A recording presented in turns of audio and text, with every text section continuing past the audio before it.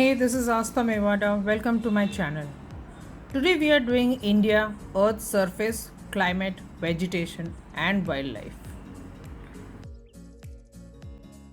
In part 4 of this lesson, we'll be seeing the wildlife of India. So let's begin. Due to the irregular relief and a great variety of natural vegetation in India, we see a variety of wildlife that resides in the forest of our country. These includes mammals, birds, creatures, aquatic animals, amphibians, insects, reptiles, bugs, etc. The tiger is seen in the various parts of our country and it is our national animal. The wild goat in Himalayas and Nilgiri mountains, the elephants and the one-horned Indian rhinoceros in the forest of Assam are seen moving freely. In India, the forests of Kerala and Karnataka are known for elephants. The gudkar, that is the wild ass, is found in the dry region of Kutch, Surendranagar and Patan. Asiatic lions are also seen in the Gir forest of Gujarat in the world. It is worth noting that the lion is seen only in the Gir forest and it is a state animal of Gujarat. The number of lions increased due to the efforts of the conservation. Forest Department organizes the program of seeing lion for the tourists. Apart from animals, we also have a variety of bird species like the crane, duck, cuckoo, parrot, gorad, chibri, kabar, samdi, vulture, eagle, owl, etc. These are all seen in India. Apart from this, turtles come to the sea on the seashore, to lay eggs in the states of Gujarat and Odisha in India. You also find a variety of species of snakes in our country. The peacock is our national bird. Now, what are migratory birds?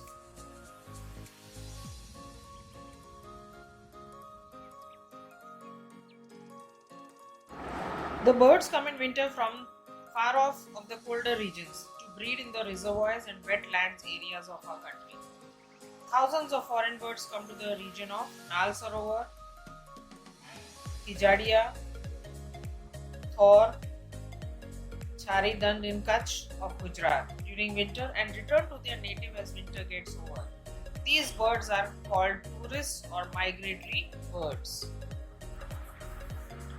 Now, there are many animals which are becoming extinct in our country. So, for the purpose of protecting wildlife, some areas are exposed to special legal provisions. Let us understand them: the sanctuary, the national parks, and the bioreserves.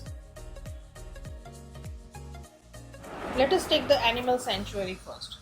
It is a facility where animals are brought to live and be protected for the rest of their lives. These sanctuaries promise to take in and care for any animals that have been abused, neglected, or abandoned and to keep them for life. They are established by the state government and grazing is allowed here after taking permission. A good example in Gujarat is the Nar Sarovar Bird Sanctuary. Next, we have the national parks. These are established with the combined efforts of the state and central government, and there is complete restriction on the grazing of domestic animals. A good example is the Gir National Park of Gujarat. Now, here comes a question that what is the difference between wildlife sanctuary and a national park? Well, wildlife sanctuary is a natural habitat that is run by the governing bodies or private organizations that protect certain species of animals and birds, whereas a national park preserves the flora, fauna, historic objects, landscape, etc. And lastly, we have the bioreserve zone. These are according to the international criteria. All outside human activities are absolutely prohibited. Bioreserves are the protected areas meant for the conservation of plants and animals. Not only the flora and fauna but also humans inhabiting these areas are protected. A partial area of the Run of Kutch is a bioreserve area. So, how can we contribute in conserving the wildlife? Well, we can refuse to buy the things made from different animal parts such as bones, horns, fur, skin, and feathers. In India, the Wildlife Week is observed every year in the first week of October to make people aware and conserve the habitats of the animal kingdom. And with this, we come to the end of this lesson. Thank you.